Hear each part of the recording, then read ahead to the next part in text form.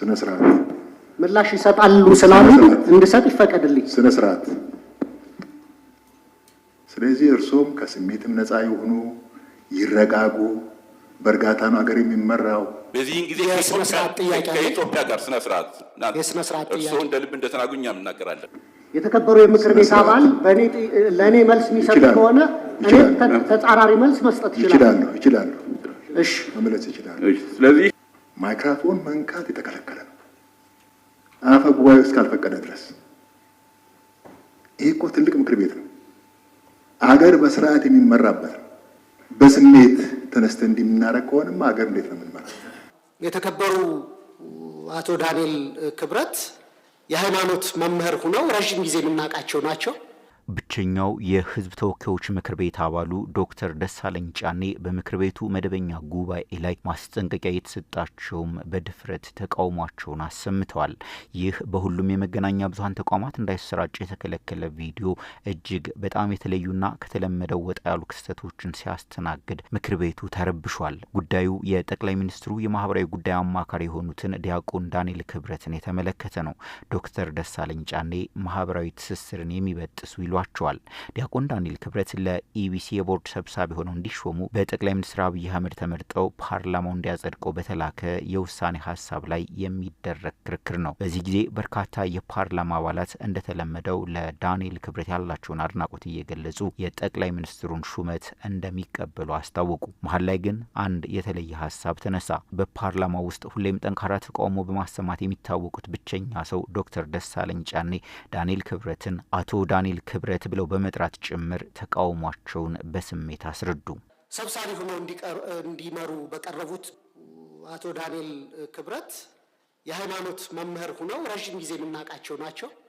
ቅርብ ጊዜ የመንግስት ተሿሚ ከሆኑ በኋላ ግን እያደረጉት ያለው እንቅስቃሴ ላሉበት የጠቅላይ ሚኒስትሩ የማህበራዊ ጉዳይ አማካሪነት ማይመጥን በዋነኝነት የጦርነት ፕሮፓጋንዳ አሳላጭና አቀጣጣይ ሆነው አግኝቻቸዋለሁ ብዬ አስባለሁ። በዚህ በጣም አዝናለሁ።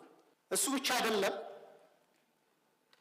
በሰሜኑ ጦርነት ወቅት የቅድስት ኦርቶዶክስ ተዋሕዶ ፓትርያርክ የሆኑትን አረጋዊውን አባት ብፁዕ አባታችንን ለምዕመኑ ድህነት፣ ለሀገር ደህንነት ስጋት ናቸው ብለው ከአንድ የሃይማኖት መምህር በማይጠበቅ ሁኔታ እኒህን አረጋዊ አባት ከፍ ዝቅ አድርገው በሚዲያ የተናገሩ ስለሆነ ብዙ ኦርቶዶክስ አማኝም በዚህ ስለተከፋ እና የኢትዮጵያ ብሮድካስቲንግ ኮርፖሬሽን ደግሞ የኢትዮጵያ ሕዝብ 10 ብር በየወሩ ከእያንዳንዱ ቤት እየተቆረጠ የሚተዳደር የቴሌቪዥን ጣቢያ ስለሆነ የጠቅላይ ሚኒስትሩ የማህበራዊ ጉዳይ አማካሪ ሆነው በኢትዮጵያውያን ማህበራዊ ትስስር ከማጎልበት ይልቅ ማህበራዊ ትስስራቸው እንዲላላ በሃይማኖት፣ በብሔር፣ በፖለቲካ አቋማቸው አወዛጋቢ ስለሆኑ የተከበሩ ዳንኤል ክብረት በአማካሪነት መሾማቸውን መቃወም መሆኔን ለመግለጽ ነው። አመሰግናለሁ። ጉዳዩ ቀጠለ። አፈ ጉባኤው ለሌላ የፓርላማ አባላት እድል ሰጡ። እኒህ የዶክተር ደሳለኝ አካባቢና የጎንደር ተወካይ የሆኑ ሰው እድል ተሰጣቸው። ይህኔ ነው ፓርላማው የተረበሸው። እኒህ ሰው ንግግራቸውን ዶክተር ደሳለኝን በመቃወም ነበር የጀመሩት። ለየት ያለ ሀሳብ ከተከበሩ የተነሳን ጉዳይ በተመለከተ እኔ በጣም ገርሞኛል። ለምሳሌ ከተነሱት ሀሳቦች ጦርነት አሳላጭ በሰሜኑ ጦርነት እንደዚህ ነበሩ።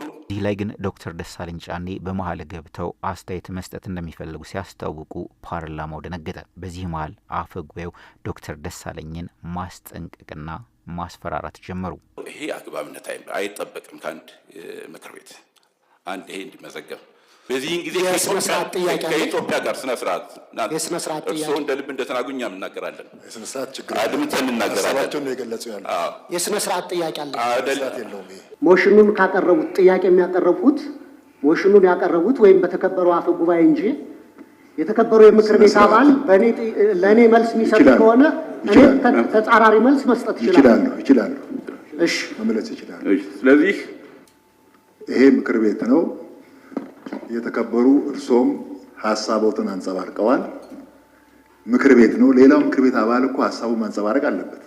ይሄ ደግሞ መብት ነው። እርስዎ በተለያየ መንገድ በዘለፋም ይሁን በተለያየ መንገድ ሀሳቦት ሲገልጹ ሁሉም ሰው ዝም ብሎ አዳምጧል። እርስዎ ባነሱት ሀሳብ ላይ ደግሞ ምላሽና ማብራሪያ ሌላው ሰው ይሰጣል። አፈ ጉባኤው ብቻ አይደለም የሚሰጠው፣ መንግስት ተጠሪ ብቻ አይደለም የሚሰጠው። እያንዳንዱ የምክር ቤት አባል የራሱ መብት አለው። አቋም የመያዝ መብት አለው። ሀሳብ የመስጠት መብት አለው። ስለዚህ እርስዎም ከስሜትም ነፃ የሆኑ ይረጋጉ። በእርጋታ ነው ሀገር የሚመራው። ዶክተር ደሳለኝ ጫኔ ያነሱት ሀሳብ ምላሽ ሳይሰጥበት በማስጠንቀቂያና በማስፈራሪያ ንግግራቸውን እንዲያቆሙ ከተደረገ በኋላ በጠቅላይ ሚኒስትሩ የቀረበው የሹመት ሀሳብ ሙሉ በሙሉ በዚህ መልክ እንዲጸድቅ ተደርጓል።